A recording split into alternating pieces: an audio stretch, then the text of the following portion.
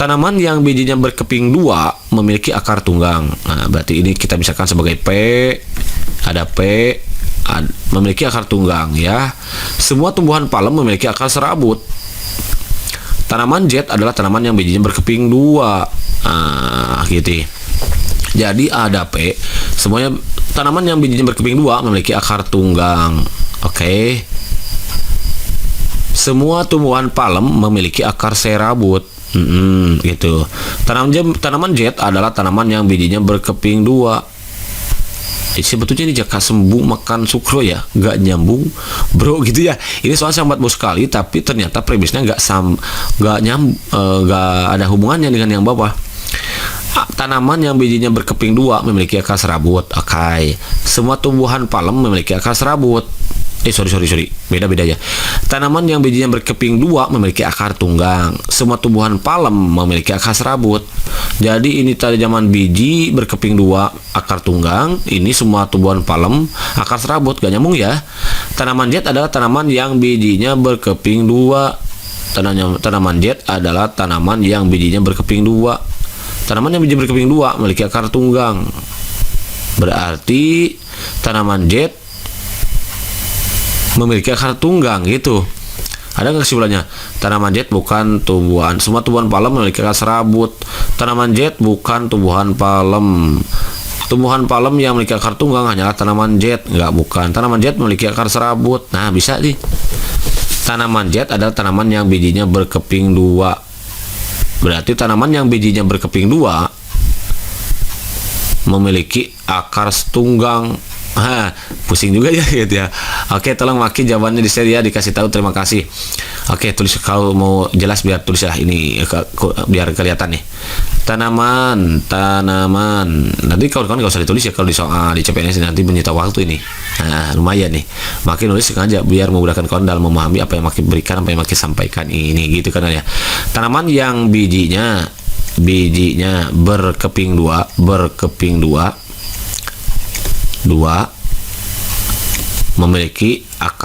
memiliki akar tunggang. Terus semua tumbuhan palem memiliki akar serabut. Semua tumbuhan palem memiliki akar serabut. Oke, semua berkeping dua memiliki akar tunggang. Semua tumbuhan palem memiliki akar serabut gitu. Di bawah ada tanaman jet. Tanaman jet adalah tanaman yang bijinya berkeping dua. Oh, berarti tanaman jet bijinya berkeping dua kan? Berarti tanaman yang bijinya berkeping dua memiliki akar tunggang. Berarti tanaman jet memiliki akar tunggang.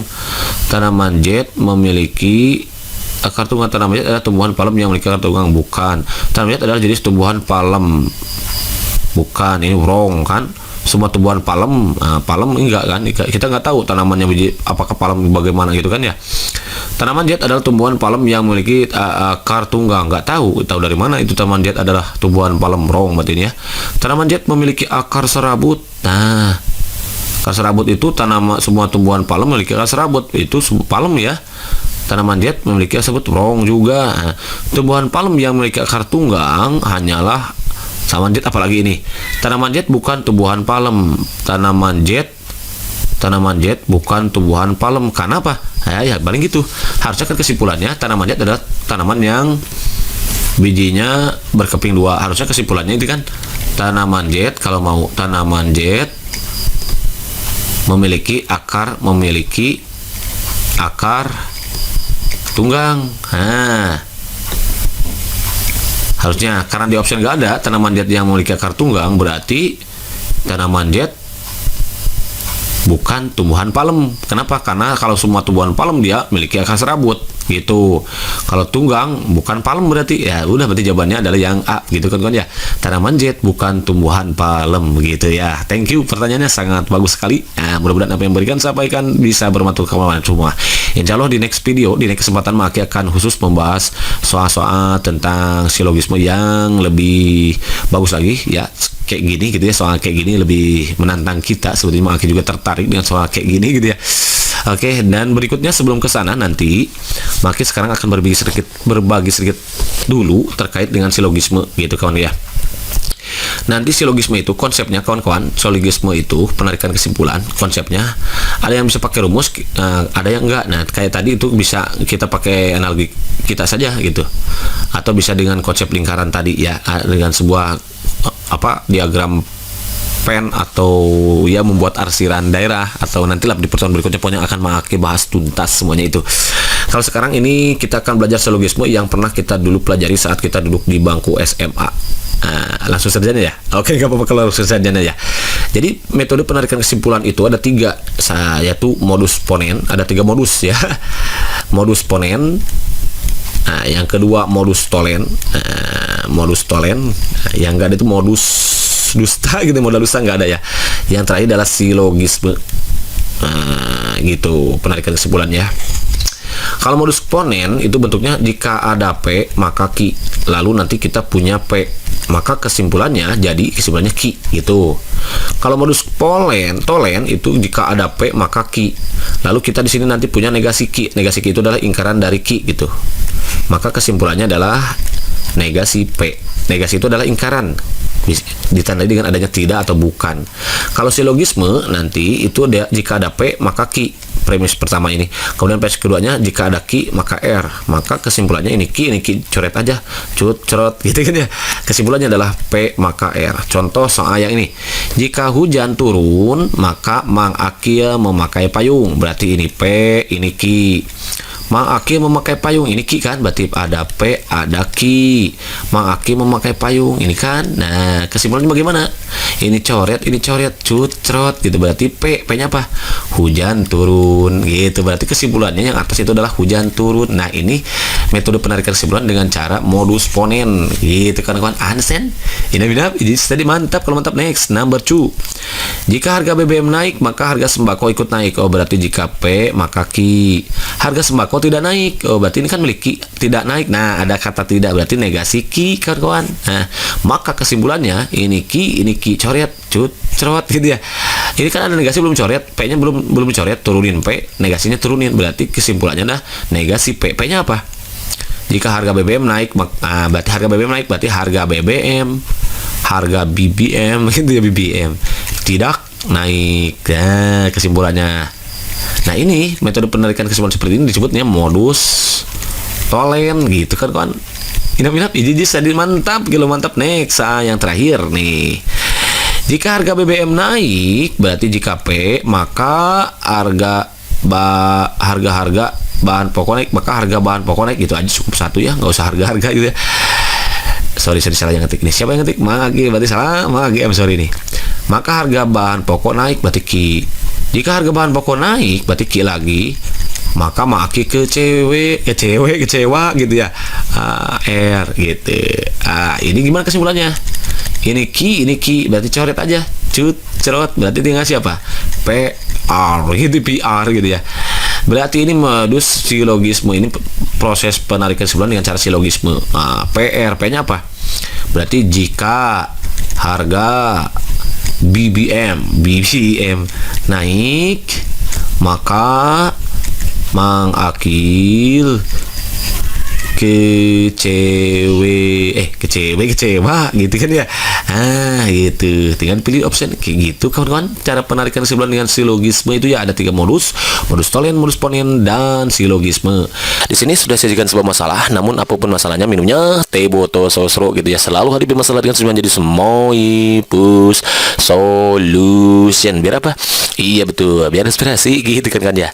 Oke kawan-kawan, perlu Maki beritai kepada kawan-kawan gitu ya, bahwa soal ini nanti di TIU akan muncul biasanya 1 sampai 2 atau mungkin nanti kawan-kawan bisa lebih menemukan soal seperti ini.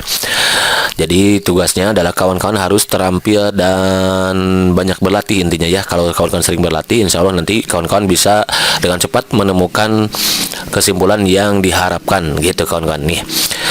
Nomor 1 soalnya kayak gini, kita baca bareng-bareng ya. Semua pelaut adalah perenang. Sebagian perenang bukan penyelam. Kesimpulan yang paling tepat adalah bla bla bla. A. Semua penyelam adalah pelaut. B. Sebagian pelaut bukan penyelam. C. Sebagian penyelam bukan perenang. D. Semua pelaut adalah penyelam. E. Semua penyelam bukan pelaut. Nah, untuk menyelesaikan soal ini, Maki lebih suka, lebih enaknya sih pakai gambar aja ya. Kita gambarkan sebuah diagram, sebuah lingkaran. Ya ini, kita buat lingkaran ini. Katanya kan semua pelaut adalah perenang. Berarti lingkaran ini adalah pelaut. Lingkaran ini adalah pelaut. Jadi semua yang ada di dalam lingkaran ini adalah pelaut. Yang mana pelaut itu adalah perenang kan? Nah, gitu kan enaknya. Lalu di bawahnya ada lagi. Sebagian perenang bukan penyelam. Sebagian perenang berarti sebagian pelaut ya. Ya ini berarti sebagiannya. Nah, ini dia yang mengarsir ini. Dia adalah sebagian perenang bukan penyelam. Perenang yang bukan penyelam. Nah, gitu. Berarti kesimpulannya gimana? Kesimpulannya 1 bisa nanti kita tarik di sini.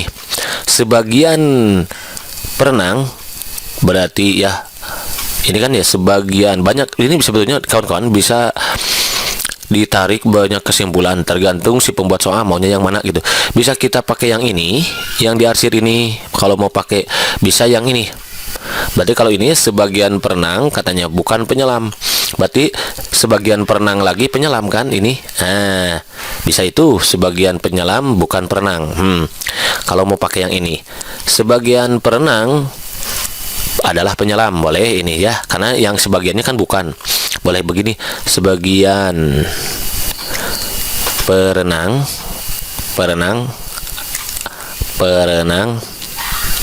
adalah penyelam, boleh pakai yang ini. Nah, 1 yang ini nggak ada usah coba cek. Sebagian perenang adalah penyelam. Sebagian perenang nggak ada ya. Semuanya pakai yang A. Coba, semua penyelam adalah pelaut. Semua penyelam adalah pelaut. Justru ya sebuah pelaut adalah perenang ya kan ya. Ini berarti wrong jelas ya. Sebagian pelaut bukan penyelam. Sebagian pelaut. Nah, ini juga kan sebagian pelaut bukan perenang. Nah, bisa jadi sebagian perenang adalah penyelam. Sebagian pelaut berarti ini juga bisa kan, karena perenang itu kan sama dengan pelaut ya. Berarti sebagian pelaut adalah penyelam. Nah, gitu kan boleh. Ada nggak dia di sini? Sebagian pelaut adalah penyelam. Ada ya yang D ya, sebagian pelaut. Tapi semua ini, semua pelaut adalah penyelam. Berarti ini jelas wrong ya. Kemudian yang B kita cek lagi ya. Sebagian pelaut bukan penyelam. Sebagian pelaut bukan penyelam. Nah, ini bisa jadi karena dia pakai yang ini, berarti sebagian pelaut berarti yang ini sebagian ya. Bukan sebagian pelaut bukan penyelam, yang ini pakainya. Ini kan sama aja dengan sebagian perenang bukan penyelam ya. Sebagian perenang bukan penyelam. Nah, persamaannya kan sebagian pelaut bukan penyelam. Jadi sebagian, kalau mau pakai yang ini, sebagian pelaut, karena pelaut itu sama dengan perenang, pelaut bukan penyelam. Nah, gitu kan kawan. Berarti ada gak option? Ada ternyata yang B ya gitu. Sebagian pelaut bukan penyelam. Kan ini sebagian pelaut. Ini kan sebagian pelaut itu kan ya. Nah, yang sebagiannya ada yang bukan penyelam katanya, itu kan. Karena semua pelaut yang ada di dalam karang ini sebuah pelaut, mereka adalah perenang. Ternyata sebagian perenang berarti sebagian pelaut bukan penyelam gitu kan ya. Ya, jadi ini kesimpulannya yang benar adalah yang B. Kalau C coba kita cek. Sebagian penyelam bukan perenang, sebagian penyelam nggak tahu ya sebagian penyelam. Karena yang penyelam, karena perenang pun bukan penyelam. Nah, jadi di sini nggak diceritakan ada penyelam gitu. Ini wrong berarti. Kemudian yang D, semua penyelam bukan pelaut. Semua penyelam, mana semua penyelam? Nggak juga ya, karena nggak menceritakan penyelam gitu ya. Berarti ini wrong juga. Berarti gitu. Jawaban paling tepat itu yang B gitu kan Ansen. Inap-inap, jadi mantap. Kalau mantap, nek.